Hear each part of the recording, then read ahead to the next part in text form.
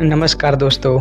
महाशिवरात्रि केवल एक धार्मिक पर्व या उत्सव नहीं है, बल्कि चेतना के जागरण का प्रतीक है।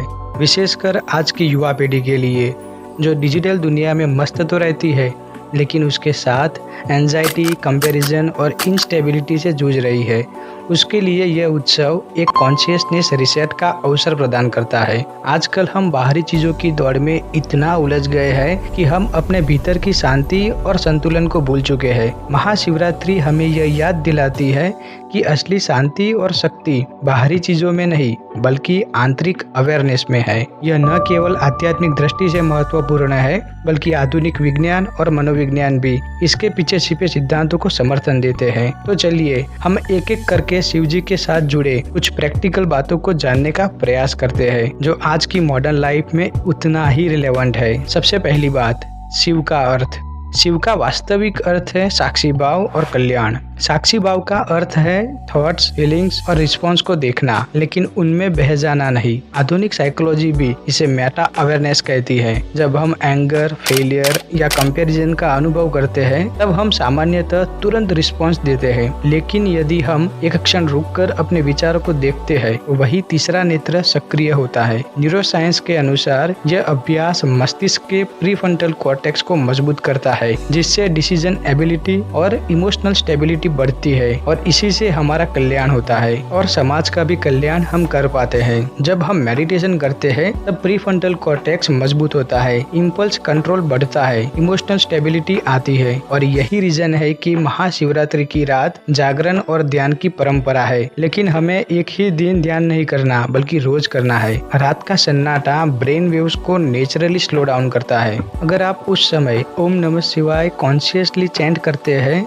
नर्वस सिस्टम रिसेट होने लगता है। जैसा कि हमारा मोबाइल रिसेट होने के बाद स्पीड में वर्क करता है, उसी तरह हमारा ब्रेन भी काम करेगा। दूसरी बात, मस्तिष्क और मंत्र का कनेक्शन। महाशिवरात्रि पर हम ओम नमः शिवाय और महामृत्युंजय मंत्र का जप किया करते हैं। इन दोनों मंत्रों का उच्चारण केवल धार्मिक क्रिया नहीं है। रिसर्च से पता चलता है कि लयबद्ध मंत्रोच्चारण अल्फा ब्रेन वेव्स को सक्रिय करते हैं, एंजाइटी, कोर्टिसोल को कम करते हैं और हार्ट बीट्स को संतुलित करते हैं। इस प्रकार मंत्र जब मानसिक स्थिरता और भावनात्मक नियंत्रण का साधन बन जाता है। तीसरी बात, उपवास से क्या फायदा होता है। महाशिवरात्रि पर उपवास रखने की परंपरा है। आधुनिक विज्ञान भी बताता है कि नियंत्रित उपवास यानी इंटरमिटेंट फास्टिंग हमारे ऑटोफगी को सक्रिय करता है, यानी हमारे मेटाबॉलिज्म को शुद्ध करता है, जो मेंटल क्लैरिटी को बढ़ाता है और एनर्जी लेवल को बूस्ट करता है। अर्थात यह केवल धार्मिक नियम नहीं है, बल्कि प्योरिफिकेशन की प्रोसेस है। चौथी बात, जागरण का सही मतलब। पूरी रात जागना एक प्रतीक है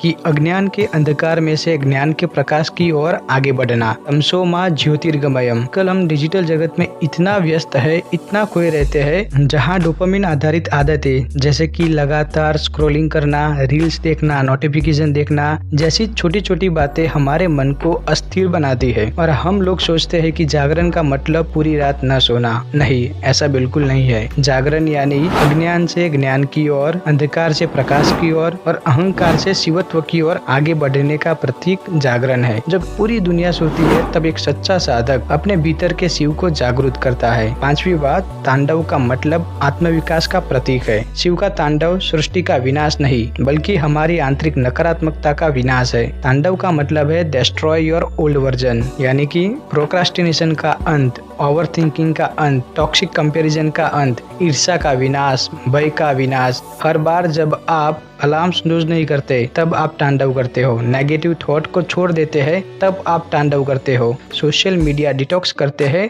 तब आप तांडव करते हो। कंक्लूजन में हम देखें तो महाशिवरात्रि केवल एक रात का पर्व नहीं, बल्कि जीवन जीने की एक पद्धति है। यह हमें सिखाती है कि शिव कोई बाहरी देवता मात्र नहीं, बल्कि चेतना की सर्वोच्च अवस्था है। जागरण का सही अर्थ केवल नींद से जागना नहीं, बल्कि अपने अंदर छिपा अंधकार से जागना है। मंत्र, ध्यान और उपवास आध्यात्मिक के साथ वैज्ञानिक दृष्टि से भी लाभकारी है। विशेषकर हमारे लिए यह पर्व एक अवसर है स्वयं को समझने का, अपने मन को नियंत्रित करने का और अपने जीवन की दिशा में अवेयरनेस के साथ आगे बढ़ने का। अगर आप अपने माइंड को कंट्रोल नहीं करोगे, तो सोशल एल्गोरिदम आपको कंट्रोल करेगा। अगर आप अपने फोकस को नहीं बचाएंगे, तो डिस्ट्रैक्शन जीत जाएगा। शिव केवल मंदिर में नहीं बैठे, वे आपके डिसिप्लिन में बैठे हैं, वे आपकी अवेयरनेस में बैठे हैं, वे आपकी हिम्मत में बैठे हैं। आज की रात हमें डिसाइड करना है कि हम स्क्रॉल करेंगे या भीतर से जागेंगे। Because legends are not born in comfort, they are born in awareness. अंततः प्रश्न यह नहीं कि शिव कहाँ है, प्रश्न यह है कि क्या हम अपने भीतर की चेतना को पहचानने के लिए तैयार हैं। अगर यह नॉलेज आपको अच्छी लगी हो तो कमेंट में ओम नमः शिवाय जरूर लिखना और अपने दोस्तों को जरूर शेयर करना, ताकि वे भी महाशिवरात्रि को सही मीनिंग में जान सके। और हाँ, चैनल को जरूर सब्सक्राइब करें ताकि भारतीय बनने की इस यात्रा में हम साथ मिलकर आगे बढ़े। धन्यवाद। स्वस्थ रहो, मस्त रहो, हंसते रहो। हर हर महादेव।